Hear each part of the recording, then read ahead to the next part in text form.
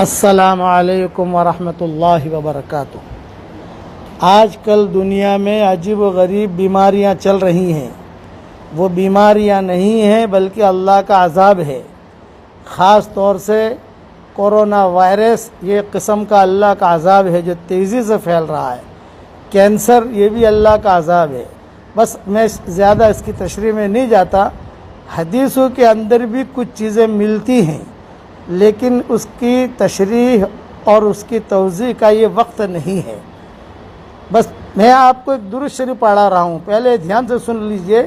Corona virus, cancer, sugar, blood pressure اور تمام لا علاج بیماریوں کے لیے یہ درود شریف جسے میں لکھ کے بھیج رہا ہوں، صبح شام 11 مرتبہ پڑھ کر اپنے اوپر اور پانی، کھانا، دوا سب پر دم کر کے پھر استعمال کریں، بہت فائدہ ہوگا انشاءاللہ۔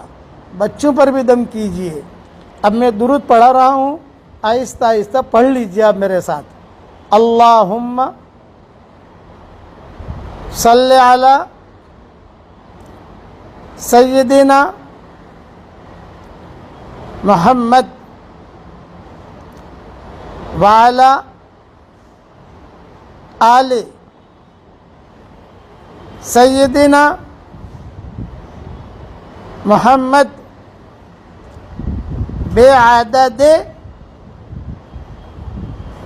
کل داء و دواء وبارک وسلم۔ ترجمہ بھی پڑھ لیجئے۔ اے میرے پیارے اللہ، تو رحمت نازل فرما ہمارے سردار